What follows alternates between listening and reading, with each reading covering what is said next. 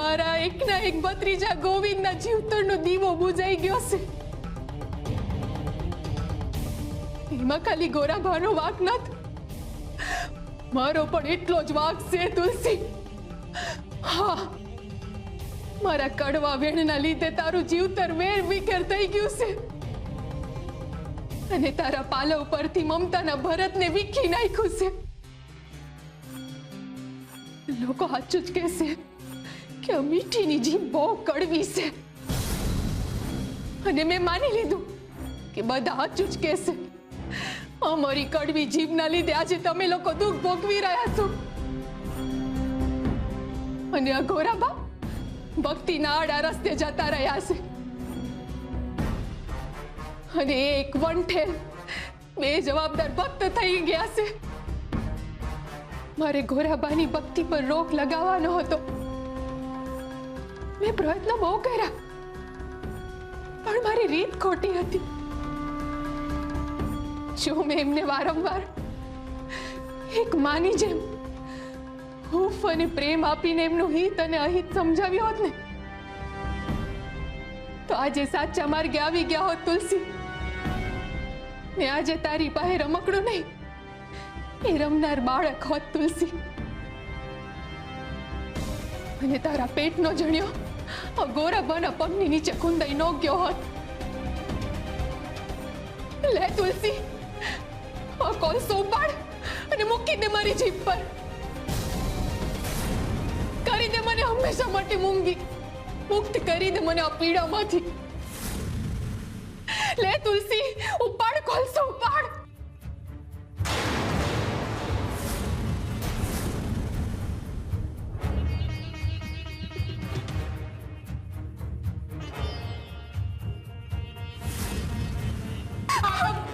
આ તમે શું કરી રહ્યા છો? બીજું હું કરું તુલસી?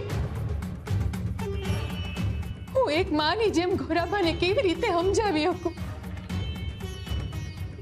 એના માટે તો એક માં હોવાનો અનુભવ જોઈએ ને। અને હું માં ક્યાં છું?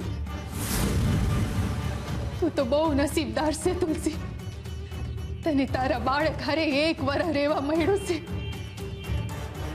તને એનું મોઢું જોવા મળ્યું છે, એનું મીઠું સ્મિત, એના નિખાલસ આહુડા જોવા મળ્યા છે તને।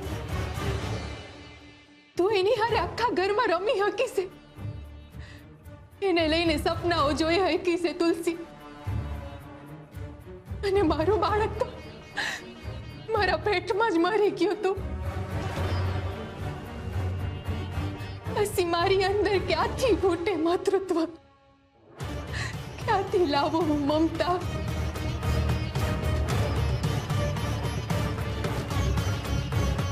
પણ આ ગોરાભાઈ મારી હારે બહુ ખોટું કર્યું છે।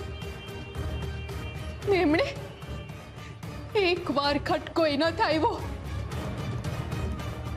એમને મને એક વાર નથી કીધું કે ભાભી મારી ભૂલ થઈ ગઈ છે, મને માફ કરી દો। જ્યારે જુઓ ત્યારે હરે કૃષ્ણ, એમાં ને એમાં બે બે બાળકોને હરીને દમ પોગાડી દીધા છે એમને। તુલસી, આ 7 મહિના ગોવિંદ તારા પેટમાં રહ્યો છે, એમને શું ફરક પડે? ના એમને પેટનો ભાર વેઠ્યો છે, પ્રસૂતિની પીડા, તો એમને શું ફરક પડવાનો? પીડા અટાણે તને આવી છે તોય હજુ એ બે જવાબદાર માણસની જેમ ફરે રાખે છે। આ ગોરાનો આવું વર્તન અને ઘર બારીને તીરથની વૃત્તિના લીધે મારું મન કડવું થઈ ગયું છે।